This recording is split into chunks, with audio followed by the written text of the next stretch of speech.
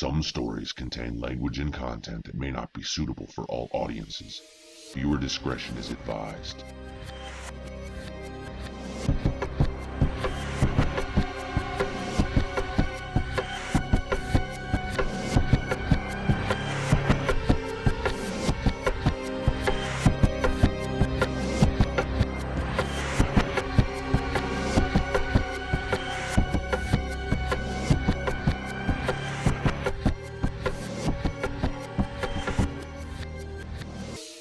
Hello, and welcome to episode 5 of Reality Worse Than Nightmares.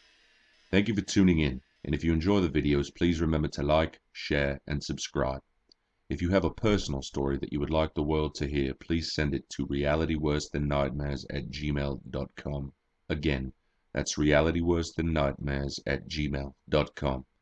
You can submit a true story about a creepy encounter or a terrifying event that happened to you or someone you know. Or you could submit a short horror fiction story such as a creepypasta. Please specify in your email whether or not the story is truth or fiction. You can also follow me on Twitter at RealNightmares with a Z. That's RealNightmares with a Z. There's a spelling in the description if you need it. This episode will consist of 4 stories found in the subreddit Let's Not Meet. So sit back, relax, and enjoy. On to the stories.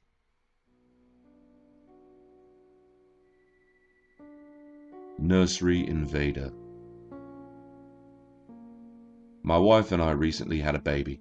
He's 2 months old this week. As first-time parents, of course, we're always paranoid and checking in on him. I even bought one of those video baby monitors with night vision that connects to the internet. I work rotating shifts, so when I'm on nights, I can check in on him from work. I don't usually watch it for long, just turn it on, make sure he's okay, and then go back to work. Anyway, last week I happened to have just turned it on around 2 a.m. when some movement near the window caught my eye. The video isn't the best quality over the internet, especially in night mode, so I couldn't tell for sure what was going on. I continued watching for a minute and suddenly an arm comes through the window and grabs the wall underneath. I was in shock for a few seconds as I continued to watch a man in dark clothes climb into my son's room through the window. At that point, I quickly came to my senses and decided my best course of action was to try to wake my wife up using the two-way communication on the camera while simultaneously calling 911. I hit the push-to-talk button on the screen and started yelling through the camera. Clearly, I caught the guy off guard because he flipped out and actually tripped over a rocking chair in the room before literally diving headfirst back out of the window. A moment later, the light flips on and my wife comes running into the room looking absolutely terrified. I see her look out the open window and immediately slam it shut and lock it. I told her I was on the phone with the cops and I'd call her right after. The guy was long gone before they got there, of course, but we did get a little payback. The baby's room window is the only bedroom window that overlooks the front porch. It's a first floor window, but it's fairly high on the wall. There was also a set of patio furniture right underneath it with a round glass table. We assume this is what he used to climb in the window, and why he chose that particular window. However, when he dove headfirst back out, he crashed about 5 feet to the concrete porch and right through the glass table. There was a lot of blood, so he got cut and scraped pretty badly. I'm glad. Arsehole deserved it. Needless to say, we have a security system now and no furniture under the baby's window anymore. I also nailed that window shut for the time being, until we can get a more securely locking one installed. We don't think the guy was intentionally going after the baby. That just happened to be the easiest window to get into. But you never know. Still terrifying, and very lucky I just happened to check the camera at the right time. Persuasive cop. This is a story my friend told me happened to her oldest sister. She goes to a large private religious university in Utah. She was staying in an apartment not too far from campus with 3 other girls. The semester had just started and 2 of the girls were asleep. My friend's sister was on her phone sitting in the living room when she heard what sounded like footsteps outside the window behind her. She listened closely and dismissed it as a stray cat or dog. Soon after, she heard a thud against the dining room wall coming from the outside and heard what sounded like a muffled whispering. My friend's sister is an excellent marksman, so she decided to scare whoever it was outside off by opening the blinds, turning on the lights and grabbing the shotgun she kept on the mantel and pointing it out the window while screaming for the other girls to wake up. She saw a short man wearing all black and a ski mask running away. The cops came shortly after and she filed a report. Fast forward to a few weeks later. My friend's sister keeps seeing a small white truck with tinted black windows following her. She dismisses it as her imagination, but freaks out a little bit. One weekend, her roommates have gone out of town, so it's just her by herself. Right as she's trying to fall asleep, she hears a pounding at the door. She bolts to the door and looks through the peephole to see a cop standing there. "Who are you?" she asks. "I'm a cop," says the guy. "Open up, it's the law," he yells menacingly. My friend is starting to call bullshit, but she's scared of disobeying him if he actually is a cop. "Why are you here so late?" she asks. "Remember a few weeks ago when that guy tried to break into your house? I have an update on him." My friend is freaking out now because why would a cop come and try to talk to her about the case so late and by himself? He wasn't even the officer who helped her fill out the report. "Show me your badge," she demanded. He pulled it out and shoved it into the peephole, and my friend sighed a breath of relief. Right as she was unlocking the door, she glanced down at his legs and noticed this cop had very elevated platform shoes, a machete on his utility belt, and the name on his uniform didn't match the name on his badge. "You're not a fucking cop," she yelled at him. The fake cop screamed and started slamming the door, saying, "I'm an officer of the law and you will obey me. Open up. Police."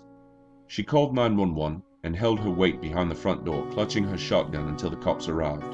The guy was long gone by then, but he left behind his cap, which was a prop from a party store. The day after this, my friend broke a lease, moved to a new city in Utah, transferred schools, and bought a Doberman to keep her company. They never caught the guy, so hopefully he never does this to another girl. Strange events in Wales. I've been lurking here for a few months and I decided it's time to share one of my stories. So, to set the scene, I guess I could be classed as an urban explorer. I like to explore old abandoned buildings around the UK and Europe. Me, my fiancée, and a couple of our friends had driven to Wales to check out a few places. 4-hour drive and a long way from home. We'd been looking around places all day, starting off with a huge old coking factory near Pontypridd before moving to a coal mine in Crumlin. Now, by this time, it was evening, and although it wasn't dark yet, the light was starting to fade. We looked around the mine, took some photos, and decided to start heading back to the Midlands. Just as I was about to get in the car and leave, a car pulled up in front of us, and an old guy got out. I'd never seen him before, but he addressed me by my first name as if he was a friend, and asked me where else I had been that day. Now, this was weird because I maintain little online presence. The only people who really know me online are the people who know me in real life. Anyway, after a while, he told me there was an abandoned hospital in the next town and to follow him. Why not, we thought. We drove for around a half an hour until we arrived at this old building on the edge of a small, slightly run-down Welsh mining town. The guy just said goodbye and left us there. We were a bit creeped out by the whole situation, but we thought nothing too much of it, and we weren't too worried, as there were 4 of us, and it was in the direction of home anyway. By this time it was getting dark, and everything was bathed in a cold blue glow as the sun went down behind the rain clouds. So we got some flashlights, and we went to have a look inside the hospital. As soon as I got near the building, a feeling of dread completely overwhelmed me. This was weird in itself, because I've been going to these places for years now, and few things truly scare me as a result. But anyway, I brushed this aside and we all went inside to explore. Typical old derelict building, peeling paint, plaster on the floors, body bag tied with ropes to the ceiling. That was enough for me. It was dark and I couldn't be bothered with this creepy old smack den. Me and my fiancée went outside and waited for our friends to finish looking around. As we waited, we became very aware of someone walking around in the undergrowth near us, shining a dim flashlight and whispering to themselves. One set of footsteps became 2. And then 3. Then there were several people in the woods surrounding this building. With that, we shouted to our friends and got the fuck out of there. So, whoever you were, let's not meet again. The creep in the PT Cruiser. This happened to me at the beginning of the year. I had just moved to my new apartment in a shady part of town. However, I was nonetheless excited to be out on my own. About 3 weeks in, they started shooting a TV show called Boom in front of my house. For those of you that watch, it's those crappy little green apartments. And I was told that if I moved my car, I would get a bit of money. I was scheduled to work that day anyway, so I agreed and left for the day. Around 4 o'clock was when I was told they would be done shooting for the day, so I made my way home. Upon arrival, I noticed a silver PT Cruiser blocking my driveway. I was a little irritated because I was ready to get home and play with my kids. At least, that was the plan. So I parked my car on the side of the road next to the building, walked up to the car, and tapped on the driver's side window of the car. The driver rolled it down. He was an older man, maybe in his 60s, with a horrible receding hairline, had a beer gut, and was wearing a short-sleeve uniform that said FBI with some stripes sewn on it. Upon a second glance, I noticed there was some sort of computer in his car. This struck me as odd, but I ignored it and put on the biggest smile I could and said, Could you please move your car? It's blocking my driveway. He returned my smile and immediately apologized, saying he was just guarding the wiring for the cameras. He moved his car, but still not far from my house. I should tell you that the complex I lived in had designated parking spots for all guests, no exceptions. I finally made my way into the driveway and got my kids out.